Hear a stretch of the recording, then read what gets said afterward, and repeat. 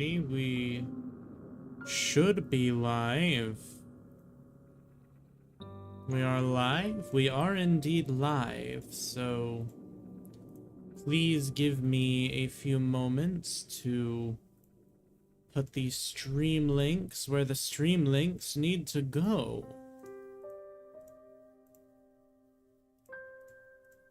Tumblr, Blue Sky, and the various Discord servers.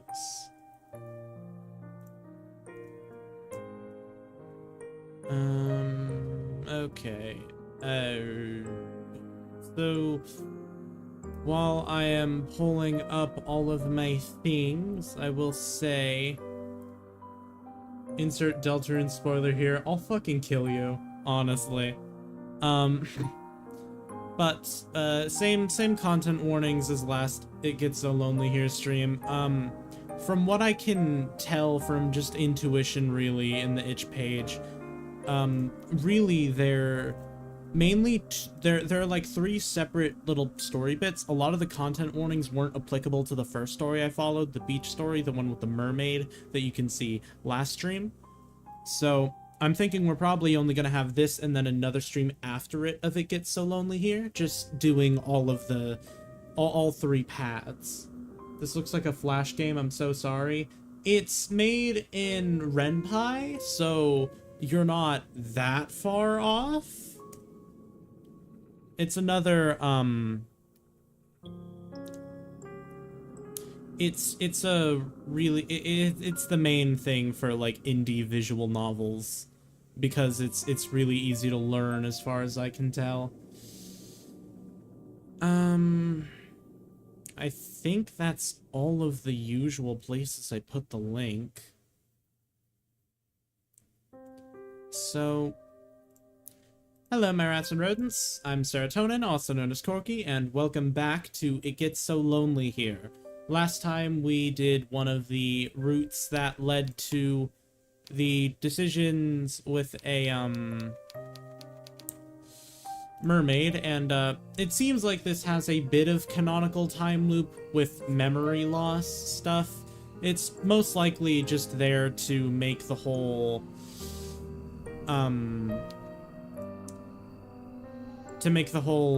replayability and multiple paths thing a lot easier. I'm not sure how much effect it's actually going to have on the gameplay, or on the story, I mean, but either way, we are ready to get into more of It Gets So Lonely Here. I personally am quite excited for it, so without much further ado, let's get back into It Gets So Lonely Here. I would like to go to the castle. So, you want to go to the castle? Good idea. All decent fairy tales tend to conclude in castles once they're beleaguered. Beleaguered? We're already getting a new word, and we're not even that far into the stream. Isn't that nice? Beleaguered. In a very difficult situation. How do you pronounce this? Yeah, beleaguered. I was right. Once they're beleaguered, put upon heroines are finally able to wed the handsome prince they once dreamed of. Why bother trying your luck with the shore, which may very well be deserted, or the village, which will be full of dirty, barefoot peasants? It is far better to skip the suffering and go straight to the grand finale. That is very astute of you. I did not realize you had it in you to be so mercenary. I can only wonder what you will uncover during your moonlight meanderings. The night is far from over, and your adventures are only just beginning. I hope only that you have brushed up on your curtsies. They might come in handy when one is interacting with a sovereign. Royals can be temperamental, after all. If you fail to treat them with the prerequisite amount of respect, you might come to regret it. You follow the path which leads to the castle, supporting yourself on weary, aching legs which feel ready at a moment's notice to detach from your hips. You are little more than a wisp of a girl, but you've been running for so very long, and your feet are so very numb. You feel like a great lumbering thing, clumsy and ungainly. The soles of your feet are screaming at you. You need to lie down, and quickly. You only hope, as you continue to run, that you will find a spare room available for you in the castle. You do not know what, exactly, will await you at the castle, but you have visions, as you run, of a vast, opulent dwelling. This dwelling will surely be full of finely furnished rooms in which you might rest your weary head. There must also be a king and a queen inside this castle. You ponder, who will be kind and wise? And what of the children? What of a princess? Every good castle must possess a princess who will take pity on you and your plight. You can imagine the face of this generous princess with ease, thanks to the fairy tales you read in abundance as a small child. The princess will be fair of hair and blue of eye, with soft pink lips pursed like rosebuds. Her limbs will be slender, her hands dainty and unsullied from physical labor, and her sensibilities will be sweeter than marzipan. She will be kind to you and compassionate, just like an older sister. You do not know what older sisters are like, though, or younger sisters, for that matter. You are only guessing. You are not a complete fool, however, despite your tendency to daydream, and you do have a few reservations. Monarchs do not, as you know from voracious reading, have the best track record when it comes to caring for the peasantry. Was there not a very famous queen who once said, with a cavalier wave of her hand, that the hungry peasants in her kingdom should content themselves with cake if bread was not an option? You think that this might be a misquote, but the point still stands. Though royals are supposed to grant their subjects succor in their time of need, this does not always happen. In fact, it very rarely happens. Kings and queens and princesses and princes are just people at the end of the day, and they are subject to the same caprices that all humans are. They can also be careless and selfish and inconsiderate. There is no guarantee that this mythical princess of your imagination will help you. Why, there is no guarantee that this mythical princess exists at all. Still, you must try. It is this hope which keeps you going. You continue to run to the castle. It takes some time before you finally emerge from the woods, but finally you do it. How much time, you ask? I cannot answer that. Did I not say that time had begun to lose all its meaning? The forest is behind you now, at least, as are the awful nightmares which dwelt within it. It is still cold, though, and foggy, and very, very dark. The sun has yet to rise. You can see the moon more clearly now, though, as it hangs above your head, round as any pearl or orb or crystal ball. The moonlight shines down upon the castle, which looms in front of you like a cliffside. The stone edifice of the building is imposing, and it drowns you in shadows darker than the depths of the deepest ocean. The castle is not all dark, though, not like the night sky above it. And when you crane your head, you can see that there are lights flickering within, in the narrow, slitted windows. It would appear that somebody is home. The king and the queen, perhaps? What of their servants? What, perhaps more pressingly, of their guards? You half expect, as you stand there, that armored knights will accost you for daring to approach the castle of King and Queen so-and-so. Do you not know your place, foolish peasant girl with the dirty skirt? Begone with you! You are not, of course, a peasant. Your family is a wealthy one, or rather they were, before your father made a series of poor financial decisions.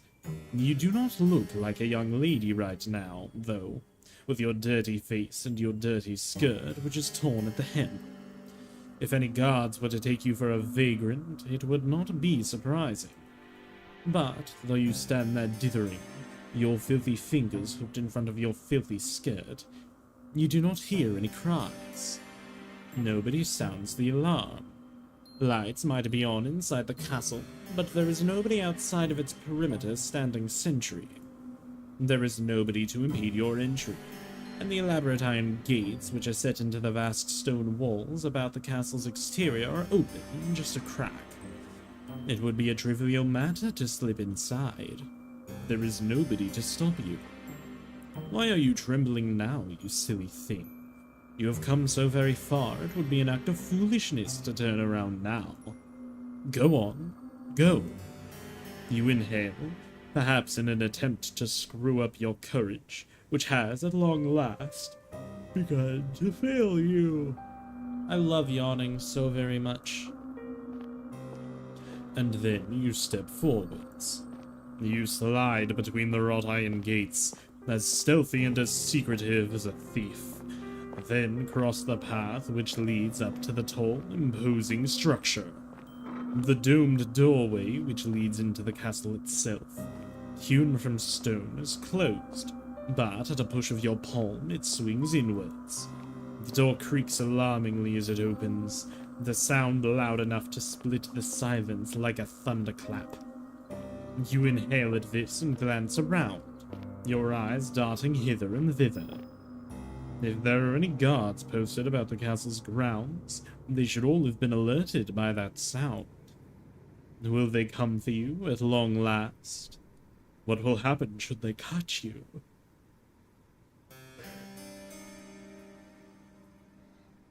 Will they throw you in the dungeons?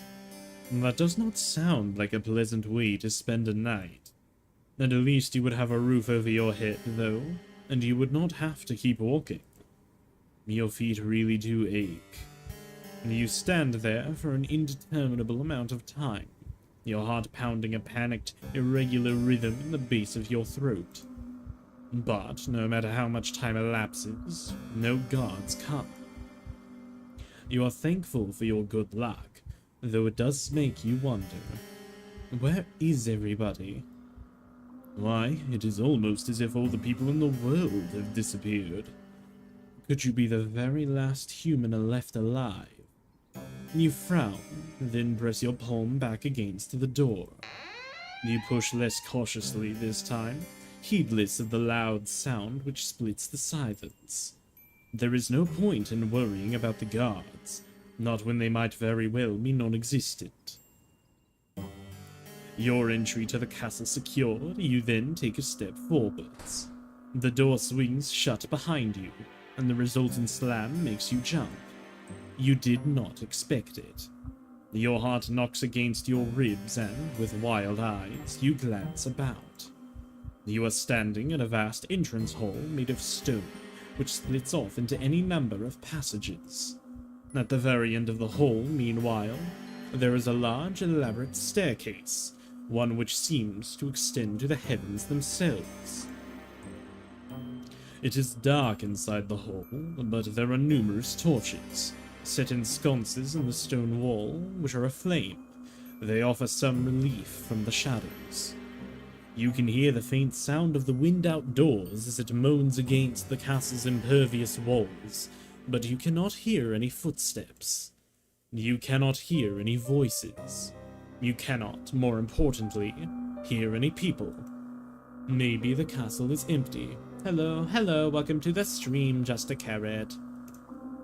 If that is the case, though, then who lit these torches? It is a curious conundrum. You muster up what remains of your courage, then cry out, addressing the empty hall in timorous voice which fails to properly fill up the space. Hello, you say, your eyes wide. Is anybody there? Your voice echoes through the vast empty hall, but it is met yet again with silence. You cannot say you are too surprised, but it is somewhat disappointing. Not one to be deterred, you try again and again, your voice growing louder with each subsequent attempt. No matter how loud your voice, however, it fails to reach any ears. If anybody is here, they do not seem to be particularly sociable. That, or perhaps they simply cannot hear you. Could they be in another room? Yes, that must be it. You will never find that pretty fairytale princess of your imagination if you stand idle, you know. It is time to get to work. Put those legs of yours to good use. Not knowing what else to do, is there anything else you can do? You begin to explore. You examine the rooms first on the ground floor of the castle, which are of a similar scale to the impressive entrance hall, large and richly furnished, but utterly unoccupied. After some time of aimless meandering, encountering nobody save the ghosts of aeons past memorialized on portraits upon the walls, you muster the courage to ascend to the second floor. This floor, too, you examine, wandering through a seemingly endless series of hallways until, at long last, you find a door which is ajar. From between the cracks in the door and the jamb, you can see flickering light. Irregular, yes, but it is light nonetheless. And could it be from a fireplace? That would suggest, then, that this room is occupied, unlike all the others. Perhaps the kindly princess you dreamed of will be awaiting you in this room. It is with a trembling hand that you press your palm against the door. You push it. Then you step inside the bedchamber, which unveils itself to you. Shyly you stand in the threshold of the chamber, much of your courage extinguished, and gasp. The bedroom itself is gorgeous. It is a chamber so luxuriant, not even the shadows can obscure the fine craft of the furniture within it, nor the rich patterns on the walls.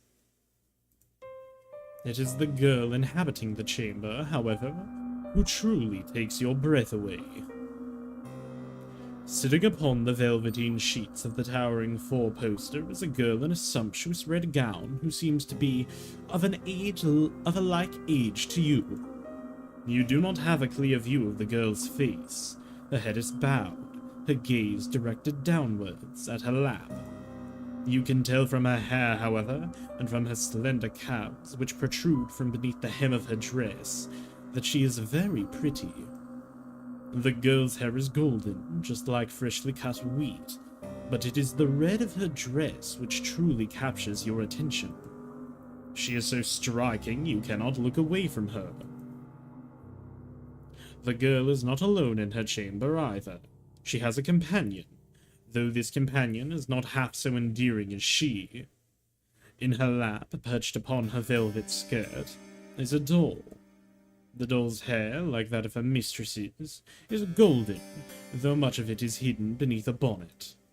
The girl is adjusting the china teacup held in the doll's tiny hand, while the rim of the cup glints in the light which exudes from the fireplace.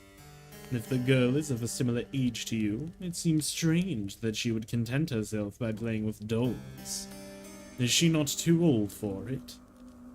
This girl would be more at home, you decide, at a ball, wearing an extravagant gown, speaking with wealthy noblemen, perhaps even princes. She should not be sitting in what you presume is her bedchamber, adjusting a teacup in a doll's hand. But you are not afforded much more time to stand there marveling at the girl, because she turns. She raises her head. Then her eyes meet yours. You thought the girl pretty when you first observed her, sitting on the edge of her plush velveteen bed, examining her doll. Now she's looking at you, however, her face illuminated by the flames in their grate. You can see that you were mistaken. She is not just pretty, she's beautiful. So much so, it is breathtaking. She looks as though she has stepped out of the pages of a picture book. She is simply too perfect to belong to this world. Perhaps she is some kind of vision, a waking dream, a hallucination. But no, she is none of those things. The doll on her lap is a cold, hard thing made of porcelain, and it is unflinchingly, reassuringly real. If she were a mirage, surely she would not be able to handle physical objects such as this. It is strange, though. The doll, though immaculately made, looks oddly imperfect when compared to the girl who is holding it. She is so startlingly beautiful, she even puts man-made representations of feminine charms to shame. The sight of her makes you feel rather weak. You always have had a fondness for fair maidens, haven't you? You are rather hopeless when it comes to them, even worse than a knight-errant from a courtly legend. Your aesthetic appreciation is not particularly ladylike, but, well, it is not every day a girl encounters an elegant beauty like this, attired in red, illuminated by the firelight. I suppose I can forgive you for this rudeness, as too can the girl. She does not seem to be the type to hold a grudge.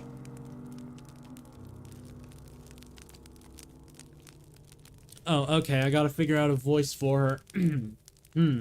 What would fit? Surprisingly, far less refined than her appearance. Alrighty. Something that sounds batshit insane. Oh. The girl says in a voice that, surprisingly enough, far less refined than her appearance. It is good to see you. I've been waiting. Has she? That is news to you. You blink, perplexed, a response on the tip of your tongue, but you were unable to expel it into the aether. The girl is setting her doll aside. Then she stands, the hem of her dress swishing about her legs. Nimbly, like a ballerina, she canvasses the space between you. Her room is so very large, there is quite a lot of space, then takes your hands in her own. You must, the girl says, her eyes aglow with excitement, be my new lady's maid.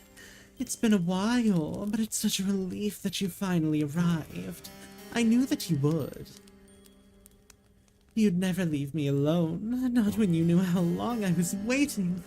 Oh, I'm so happy. The girl's good mood is contagious, so much so you find yourself being swept away in it. You are tempted to accept any identity she might press upon you. You are tempted to accept any identity she might press upon you. You have never been a maid before, but you might not mind being this girl's maid. She does not seem like a poor mistress to serve, not if she is always this kind. You cannot mask the confusion, however, which flickers across your face. You are not a good enough actress, and in any case, this is all happening too quickly. Why, you barely know this girl. Why is she being so very familiar? It is with blank bovine eyes that you examine the girl. Your befuddlement is pronounced enough that even the girl, despite her good mood, notices it. She frowns. Then she says, her fingers sliding away from your own.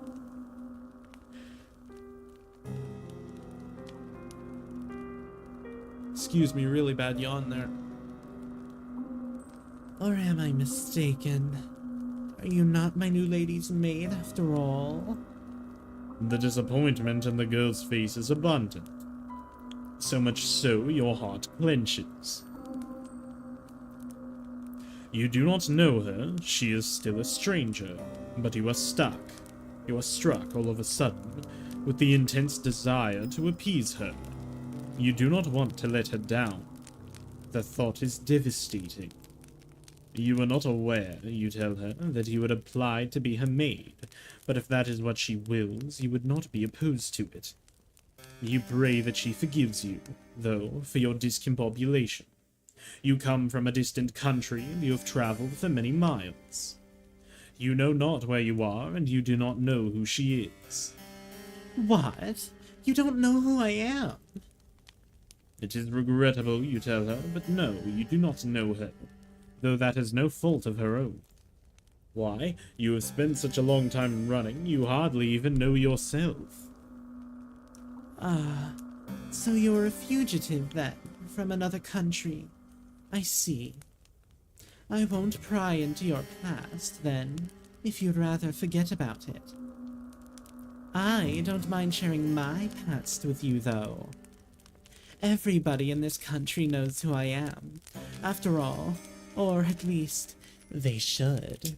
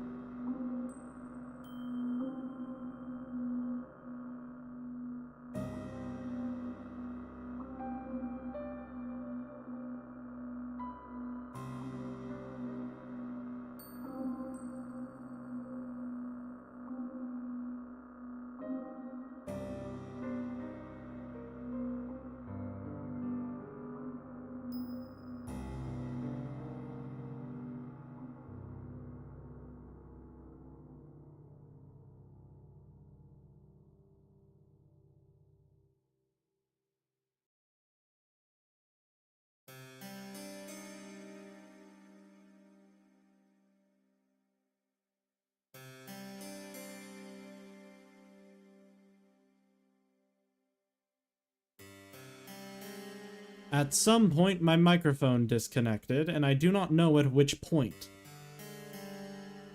That's so fun. I love having such a finicky microphone that will disconnect at the slightest movement of its wire. I'm going to go apeshit. Welp. Isn't that fun? The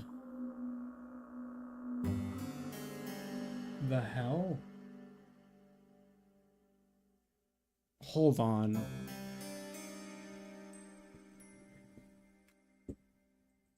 There is a bug of strange size, and I must identify. It looks like some sort of beetle, I think. There's the beetle, a big-ass beetle. Whatever. I don't fucking care. Back to the game. Hopefully it wasn't disconnected for too long. That would be a big shame. Anyways.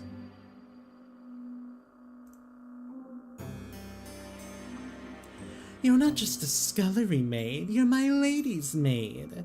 That means you deserve good lodgings. It'd be an insult to offer you any less than this. Now, it's getting late. You'll have to forgive me for rabbiting on. I've heard it's something I tend to do. It's a bad habit. One that's unbecoming for a lady. The housekeeper's warned me enough times. You reassure the princess to the contrary, smiling as you do so. You do not mind if she talks too much. That is better than not talking at all. Her affable nature makes it easier to spend time with her, manners be damned. You were always scolded, too, back in the conservatoire, for your behavior. You know full well how aggravating it can be to be upbraided, not for any particular misdemeanor, but for being yourself. Well, I'm glad you understand. The princess answers with a giggle. I really should be off, though. It's bad manners to keep you, especially when you look so sleepy. Get some rest. We can talk more tomorrow if you don't mind my ceaseless prattle. I'm glad you seem to appreciate it at least. Though I'm sure you'll get tired of it eventually. All of my old maids did. The princess departs, and in her absence you take a seat upon the bed. Your new bed. You cannot help but think that this is all happening very quickly. It does not seem like very long ago that you were still in the forest, running for your life amongst the tall imposing trees with their gnarled, grasping branches. The forest might as well be a distant memory now, though. You are indoors, inside a castle no less, and you have been given a room in which to sleep and clothes that you might wear. It seems premature still to declare that you are out of the woods, in a metaphorical sense, I mean, but things could certainly be worse. You force yourself to stand on legs which feel too weary to support you, and change into the night clothes hanging in the wardrobe. The night clothes do not fit you perfectly, but you are too tired to care about that. You are too tired to care about much of anything. You retreat to the bed and slide beneath its sheets. Then you let your eyelids fall shut. You exhale. And, lulled by the breeze which blows outdoors, you fall asleep. You are so very tired. Your sleep is a deep, dark one, darker even than the furthest abysses of the nighttime. Like the nighttime sky, however, which shimmers with stars, your sleep is not devoid of those prismatic fragments you humans call dreams. Though in this case, I rather think your nocturnal imaginings are worth rather more than that. They are not dreams, are they, to which your slumbering mind is subjected? You know that they are not. Otherwise, your body would not be so very cold, not so clammy. The images that flicker beneath your closed eyelids, like the ghostly images in a phenakistoscope, were not conjured from within your mind. They were instead taken from your memories. You are not merely dreaming, you are remembering. You remember the girls who slept in your dormitory, and how they always hastened to use the shower first, so you were last for breakfast. You remember how, when you finally did arrive at the dining hall, the most desirable morsels had already been snaffled up by the girls who got there earlier. You struggled, too, to find a seat, once you finally did get your hands on some food, because nobody ever wanted to sit with you. The other girls all acted like you were a leper, save for when they wanted favors. They never asked for these favors, mind, for why would they? To them, your father's prestige did not matter. They were all wealthy ladies too, many of them wealthier than you. When everybody has the airs and graces of a princess, how is anybody supposed to stand out? You stood out the least in your class, perhaps because you were one of the smallest, the frailest, the sickliest, who always came down with colds in the winter. Your poor health did not stop the other girls from treating you as a servant, though, when they remembered that you existed, of course. It was your lot in life, as you dwelt within the stone walls of the conservatoire, to carry school bags across the field like a pack mule. Then, come the evenings, the girls in your dormitory had you sewing on missing buttons and ironing out the creases and wrinkles in their uniforms.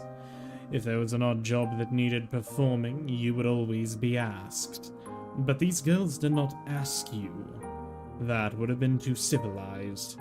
They ordered you instead, and as they ordered you, they laughed at you. They laughed and they laughed and they laughed. The laughter hurt, but it hurt considerably less than the kicks did, and the slaps, and the pinches.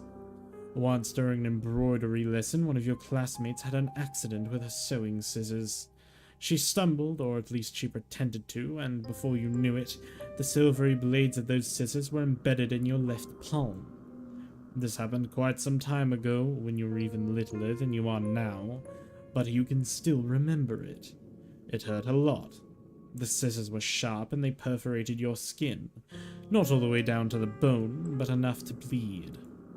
Your wound bled bright red like strawberry jam, all over your embroidery. Then, when your professor saw it, she shrieked. Her face turned as pale as whey, and she looked, for a few moments, as though she might faint, though you were the one who was in pain. Your professor looked at your face. She could not bear to look at your hand, then demanded to know why you could not be more careful. Her tone had been an accusatory one, almost as if you had stabbed yourself in the hand with your scissors to goad her. The pain in your hand hurt, but the giggles of your persecutors hurt all the more. They never were punished for that. Perhaps your professor did not care enough to punish them. Perhaps she, like everybody else, thought it was all your fault. The wound, when all was said and done, was not too deep. You did not even need any stitches. It healed well enough in time on its own, though it still left a scar. A white raised thing like a crescent moon. You still have that scar. You do not know how much blood you lost. It seemed like a lot back in the classroom. You could smell it in the air, sharp as iron. But it could not have been that much, evidently. If your wound had been more serious, perhaps your professor might have cared. Perhaps your classmates too would have felt some modicum of guilt over what they did. But this seems very unlikely. You know that your blood meant nothing to your classmates. Why should it? If you meant next to nothing, then the blood in your veins was, if such a thing is possible, even more inconsequential. You feel disoriented when you awake, at long last with the rising of the sun. You do not remember what you dreamt, but you do not think that your dreams were of a particularly pleasant nature. If they were, your heart would not be hammering so. Ill at ease, you glance around. You are lying in a narrow bed in an unremarkable room, one with dull beige walls and a warped wooden floor. Where exactly are you? This does not look like your dormitory in the conservatoire, not unless it is shrunk threefold overnight. Your brow furrows as you attempt to recall the events of the night prior, until, with a gasp, it all clicks into place. You remember now. You were running through the woods, trying to escape from... You shudder. You do not want to think of what it was you were trying to escape from.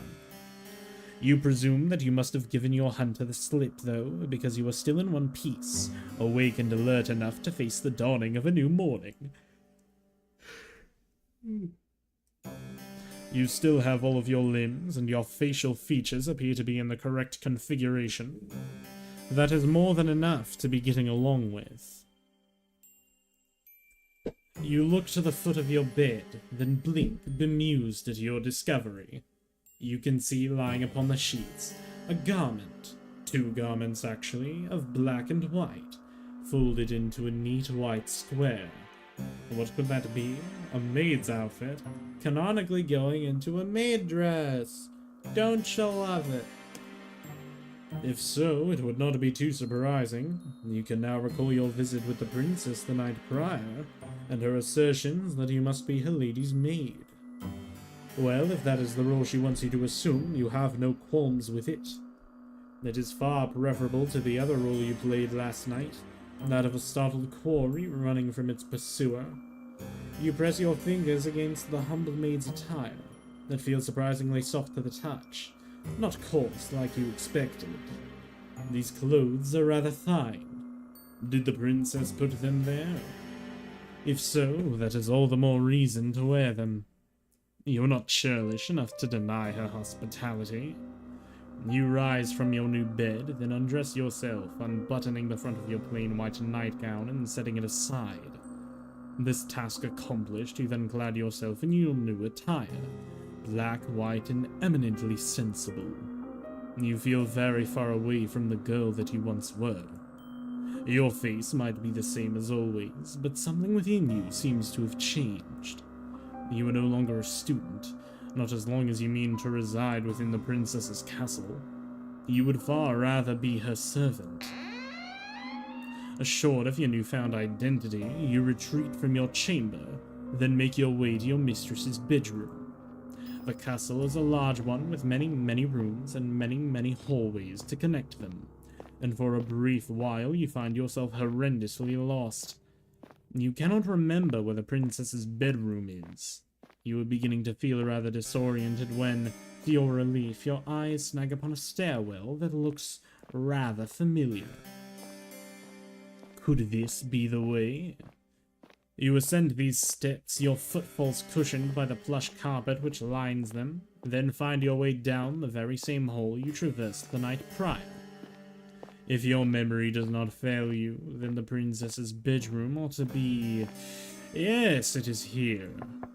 You rap upon the door, but receive nothing in the way of a response. Gently there came a rapping at my chamber door. Is the princess still abed? You wonder, briefly, whether you oughtn't wait until she has risen of her own accord. But no. The sun is high in the sky, and it would seem a shame to let the princess sleep through the day. You ought instead to rouse her. That seems like the sort of duty a lady's maid should attend to. You enter the princess's bedroom and glance about. Her room looks much the same as you remember it from the night prior, though the ceiling seems even higher when viewed in the wan morning's light. Wan. Another new word. Wan, of a person's complexion or appearance, pale and giving the impression of illness or exhaustion. Thank you, dictionary.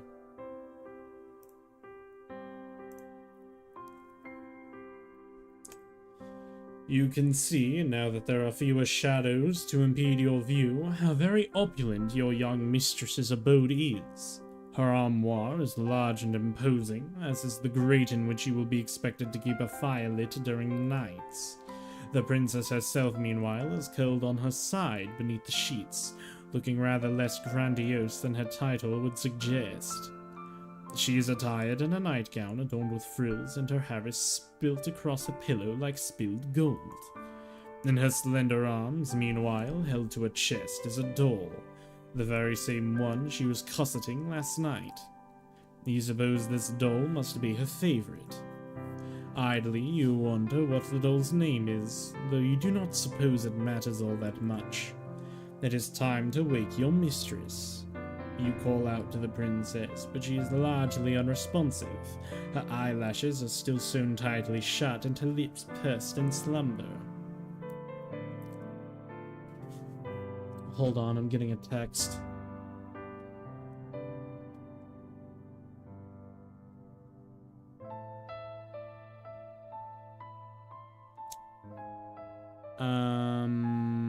Okay, so sadly, this stream is being cut short. I have unspecified matters to attend to. So thank you for sticking here so long. I will make sure to save. We will continue this. I promise you we will continue this at a later date. I need to go do some stuff. So if you made it this far into the stream, please like and subscribe. It really helps me out. I'm getting decently close to the first stage of monetization, and every little bit helps. So without much further ado, fare thee well, my rats and rodents. Goodbye.